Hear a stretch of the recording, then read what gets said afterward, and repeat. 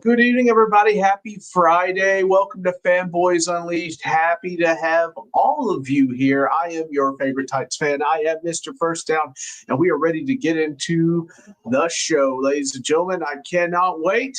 I'll see you right after this intro. Boop, boop, boop.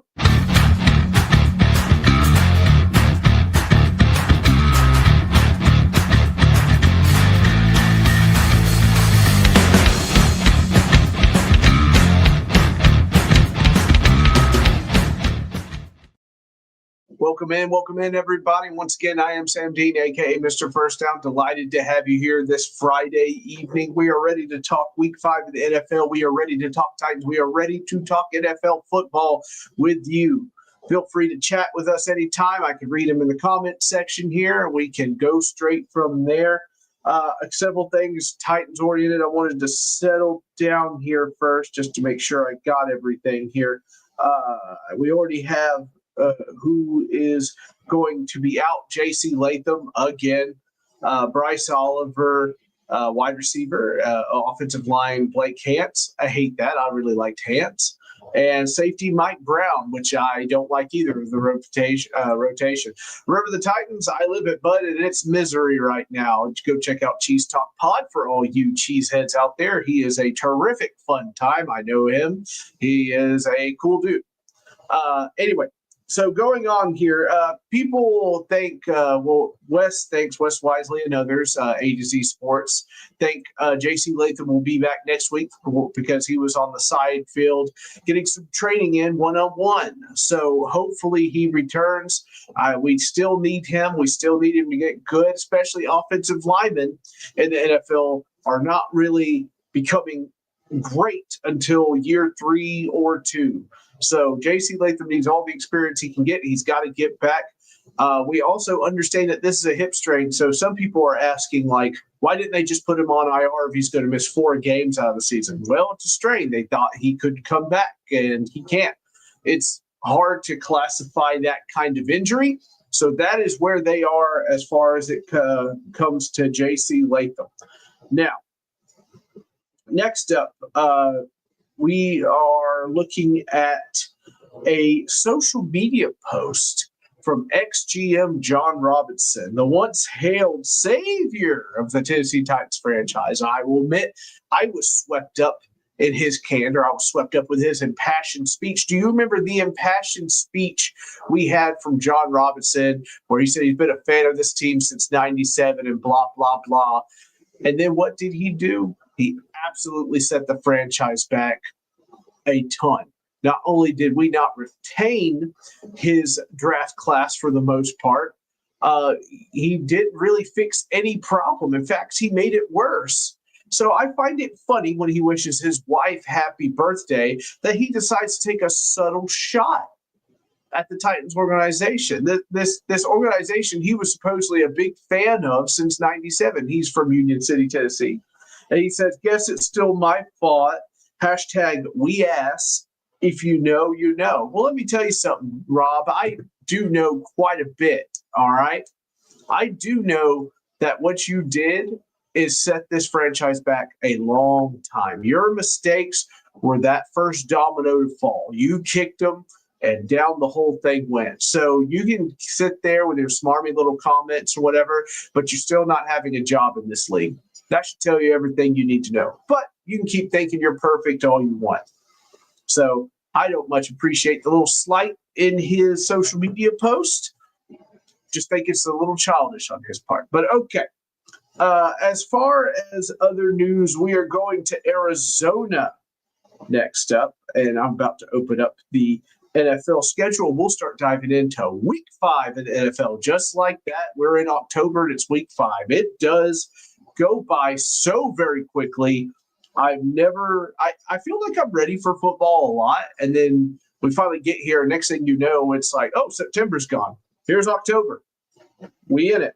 So anyway, by the way, I have ordered a We Ass shirt. I hope we all order the We Ass shirts and wear them at the stadium and take pictures together. I think that would be a fun thing to do, a fun way to show the higher up that we are not happy. We still love this team, but we are not happy with the way things have gone so far. So I should dive into that a little bit. So, as things stand right now, you had the head of analytics last year in Chad Brinker got promoted to the head of football operations. One moment, I have a comment to read from the great Aaron Jordan. He made one of the worst NFL trade, or the I'm sorry, one of the worst trades in NFL history with AJ Brown. By the way, how many players he drafted are still in the league? That's what I'm saying, Aaron. But he sits there and wants to just pontificate like, if you know, you know. We do know, and he still doesn't have a job. How like, we see these guys get fired, these GMs from other jobs, and they end up landing as a head scout or in charge of scouting or something like that. He has no job. He has no job. So, and he even came out and said himself he made a lot of mistakes and everything like that. But he still wants to take federal jabs like that. No, come on, bro. And on your wife's birthday post too. I just think that's lame. Hey, Miss Kim, how are you? Hello, she says with a lot of R's, exclamation point. Hope you're doing well, Miss Kim. I'll see you, I guess, Sunday as you kick our butts in Arizona. And yeah, should be a good time. Anyway, we're about to dive in week 5. Also, were you really offended? And I find this so humorous. I find this so humorous. I love Big Jeff to death. I don't really like our head coach, but both of them whining about him, about Cam Ward coming forward and saying the team is ass. If we're keeping it buck, the team is ass. Why are we upset about that? It's a blunt answer. It's an honest answer. We are ass. We, I think, get so used to the standard PC answers from all these players. Like, it's scripted, and they're like, oh, got to coach better, got to play better, right? All these kind of just innocuous little comments here or there that aren't going to bother anybody. Screw that. When what Cam Ward said is real, and it's true, and it's honest. And we should be asking for more of that across the NFL and across the media and in all the mediums. It should be everywhere. So I applaud Cam Ward for speaking his mind and being honest. So Kim says, yeah, I'm ready for it. Yeah, Kim, look, we're awful. So I'm not really looking forward to any game this season. But, if we win, we win. I promise I won't rub it in your face or anything like that. So next up, week 5 in the NFL. So we got some nice slate of games here, hopefully, and we'll see what we're dealing with here. The first game, this is over in jolly old England. We have Vikings and Browns. I would give you the at symbol for being at Browns, but they're in England. So I'm going Vikings here. I don't know what you guys are going for. Who are you going for between the Vikings and Browns? I know the Browns have good defense or whatnot, but Vikings have stayed over in Europe. They played there in Ireland. Excuse me. They played over in Ireland, and now they just got to stay over there. Now they're going to play in Tottenham Sunday at 8:30 a.m. So I feel like they are a little bit more rested. They're a little bit more accustomed. And here come the Browns, who might be jet lagged and all these things. But here, hey, Dylan Gabriel, getting the start here in England. This new guy, this new quarterback, Dylan Gabriel, is going to have to go in there and compete and play after being on a long jet flight. Don't feel good about it. So I'm going to go for Carson Acme Wentz here, and I think the Vikings are going to win that one.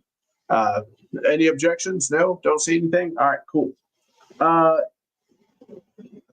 Next up, we have the Cowboys. Oh, Aaron. I knew you'd chime in, Aaron.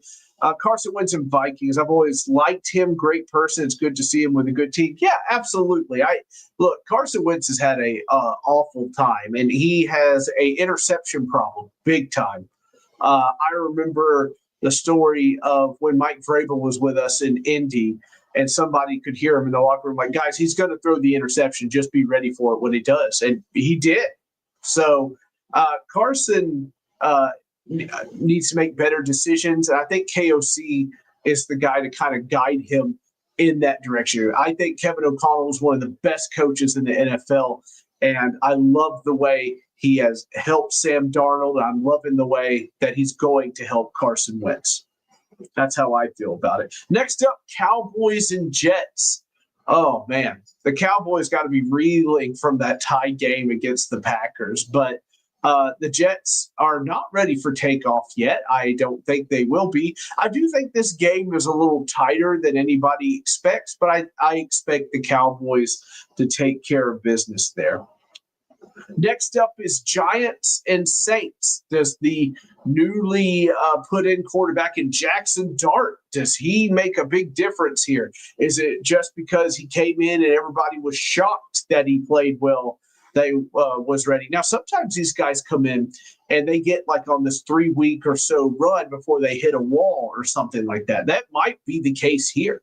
Jackson Dart might be ready to go. He might be the future. He might hit a wall. He might go crazy and throw 3 interceptions. He might go crazy and throw 3 touchdowns. We just don't know what we're going to get in this game. I'm going to say, because I want to play spoiler here, I think the Saints get their win here. That's what I think. Raiders and Colts next up. Lord have mercy. Daniel Jones. Well done, sir. What can you say about Daniel Jones? This is great. This is fun. I hate that it's in my division, but good for Daniel Jones, right? What a story.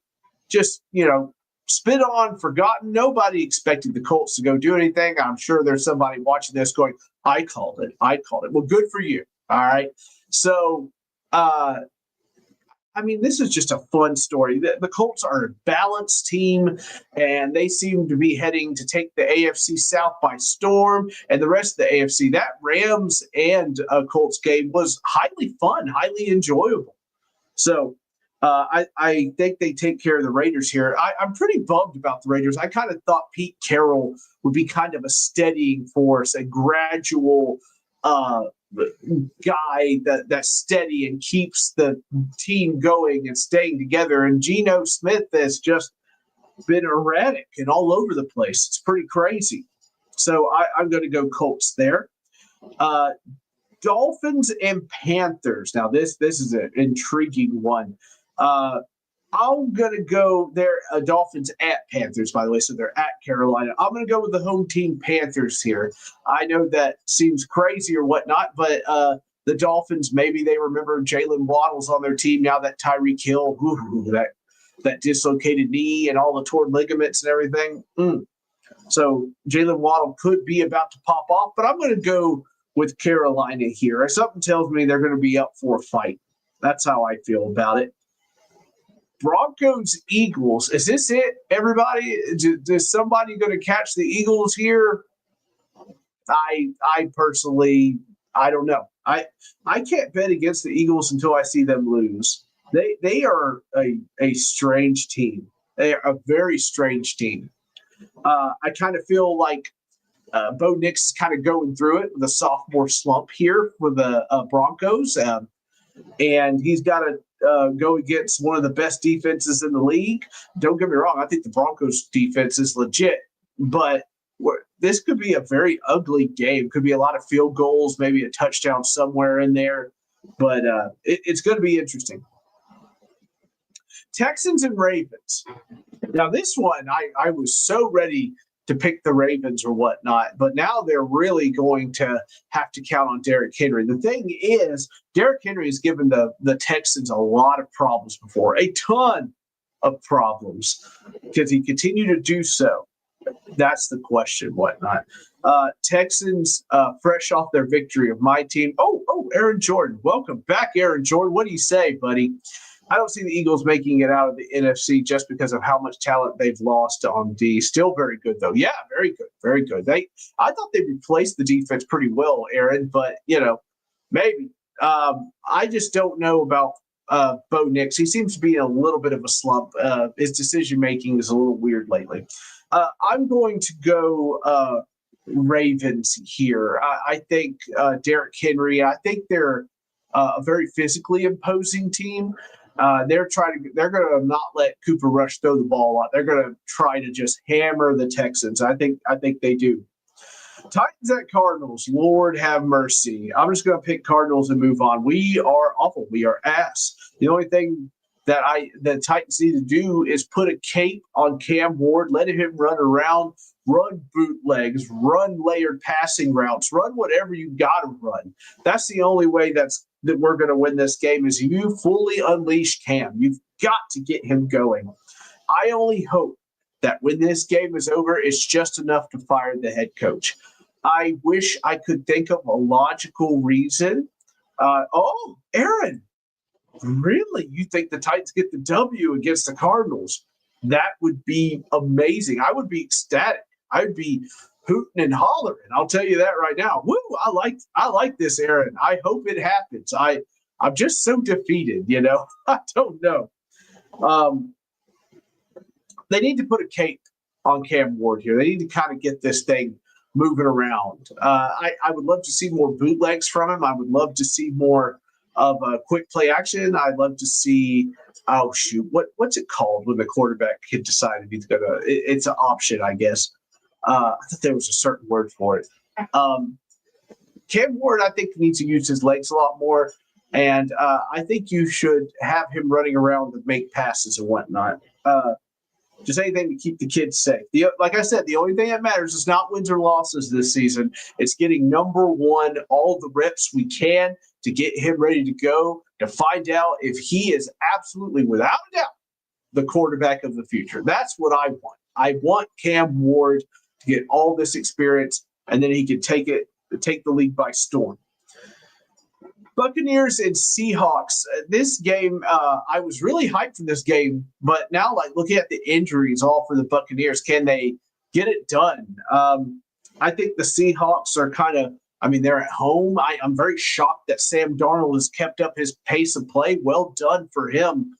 I personally thought after he left Kevin O'Connell that things would just kind of go by the wayside. Not the case here.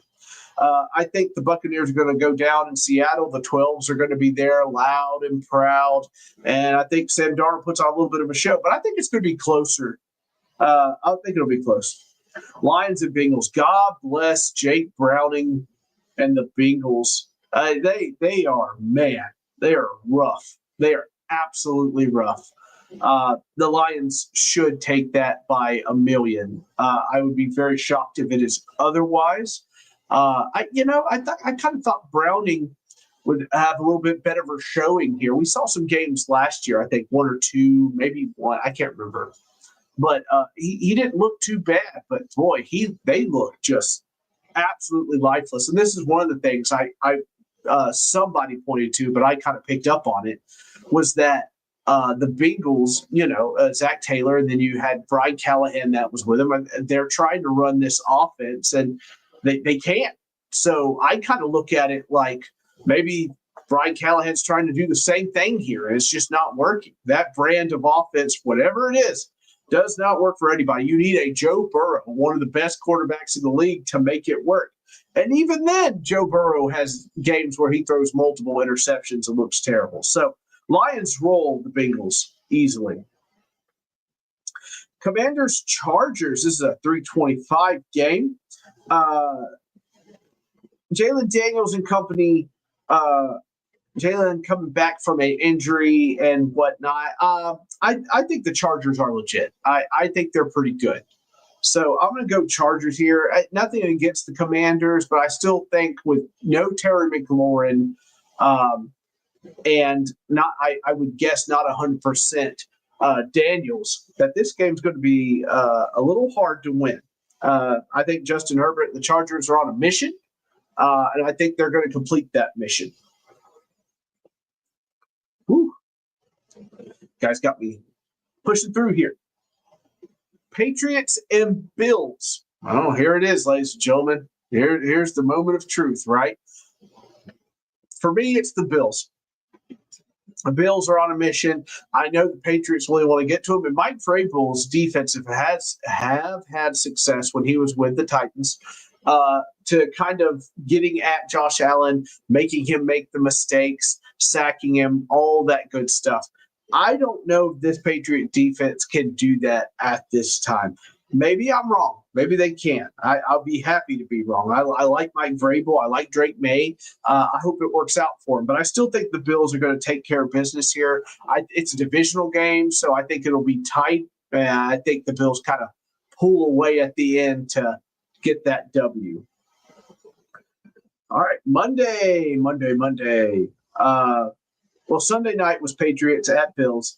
So Monday night, Chiefs at Jaguars. Now, this is time. If the Jaguars are going to have their statement win, now is the time to do it.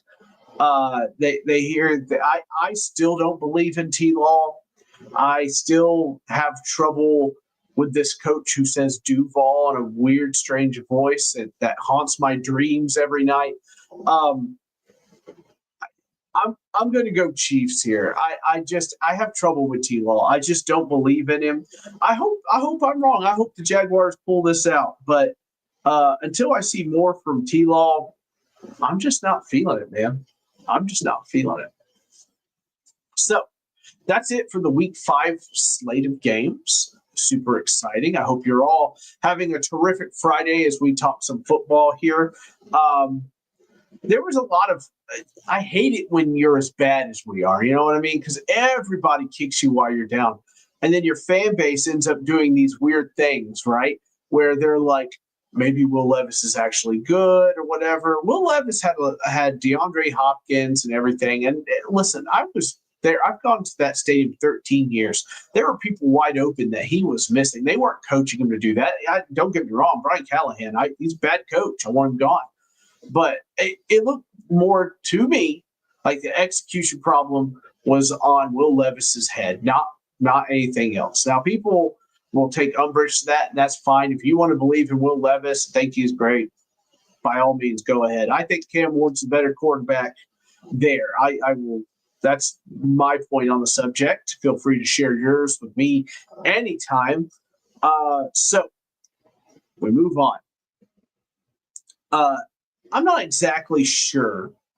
And it's kind of the talk of the town here a little bit because we all want to know when Brian Callahan's going to get fired. I think we're all sure that Brian Callahan is going to get fired. The question is when. Because some people are like, well, maybe they don't want to fire him because coaches will check out. Well, it looks to me like the coaches and players have both checked out, and he's still there. So I don't know. I feel like we just need to hurry up and fire him and be done with it and try to get somebody to get this team some oomph, some power, some rocket fuel to get things going. I'm not seeing it with him.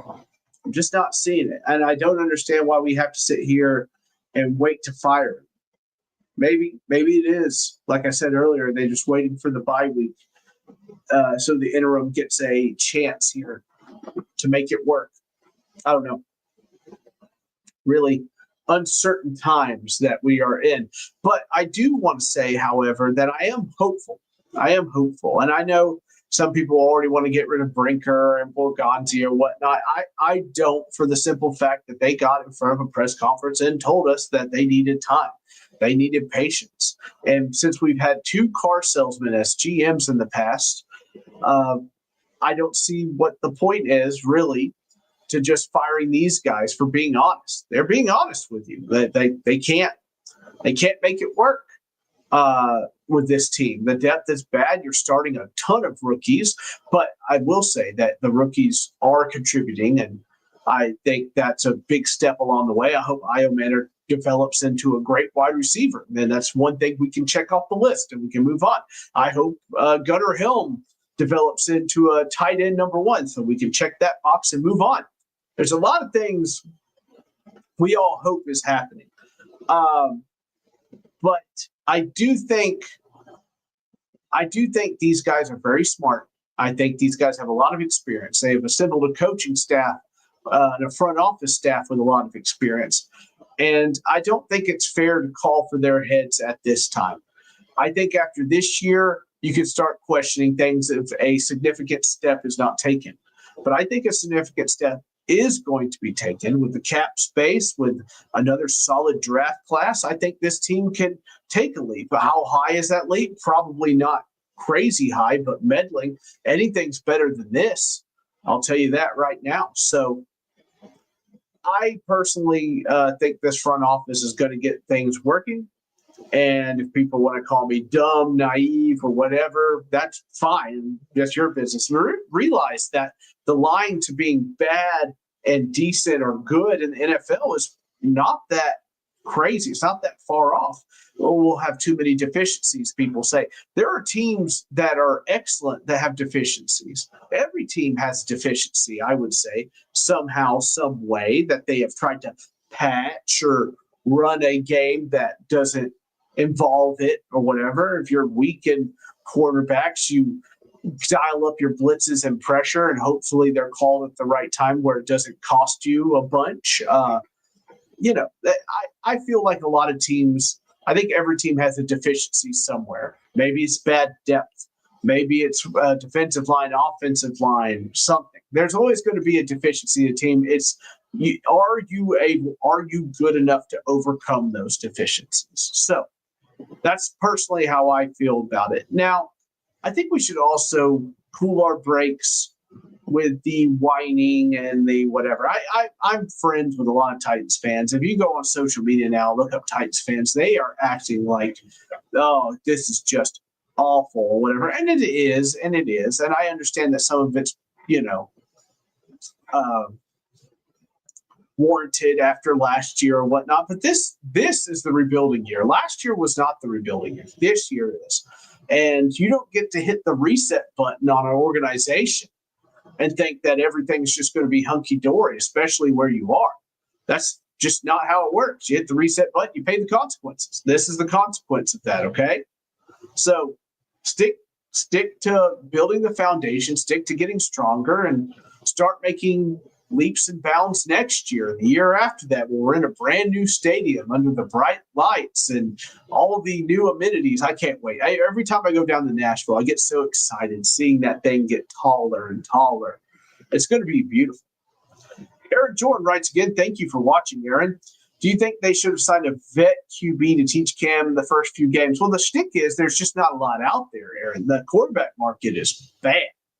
It just is. It's a bad quarterback market. All of your, backups and guys that can manage football games, they were already signed up already, right? Jimmy G is, I think in the Rams or something, backing up Matt Stafford. I think, I kind of wanted famous Jameis, but Jameis and Russ got signed by the Giants pretty quickly. So, also, we have drafted him first overall, which means he plays. I remember a time, I'm sure we all do, where you would have somebody like a Kerry Collins or somebody that would start and kind of mentor the young kid and keep it going and whatnot.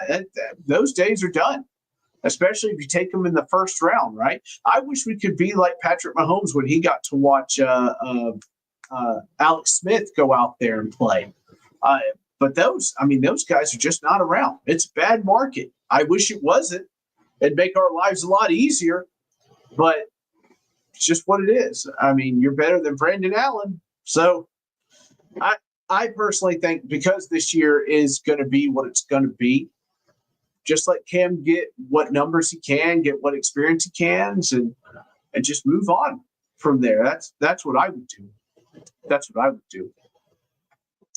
We are approaching the 30-minute mark here, which is probably a good time to end it. Unless anybody wants to ask anything else or just talk or whatever, I think I might bop over to a TikTok live and sit there and talk to people for a little bit. It's what I do. I like attention. I'm a damn middle child. We got to have it. But anyway, I hope I have earned a subscription or a like or plus or share. I really appreciate all of you that are watching. I see viewership. I appreciate it. I love it. Thank you very, very much. I work hard at these kinds of things. Hopefully I'll be getting some more guests here soon and we can talk more football together. Fans of other fan bases like I've had before, ask them fan questions, the yes, yes, no, no segment and stuff like that. Fanboys Unleashed is going through a lot of stuff right now. We are becoming really good, successful, getting a lot of play on social media. and stuff like that. And I appreciate all of you for letting that happen. Just don't forget to like and subscribe and share. All of that stuff helps me. And you know, eventually I like to be able to do giveaways and such and become popular enough to get interviews with ex-players, current players, radio people, whoever I can get my hands on, I'll take them. I'll take them for sure. Anyway, thank you all for watching. Feel free to reach out. I think the description here has all of the social media answers and such all on it. And I hope you all have a wonderful day. Enjoy your weekend. All right. Enjoy college football tomorrow. Enjoy time with your family and friends. Enjoy it. Y'all have a great day.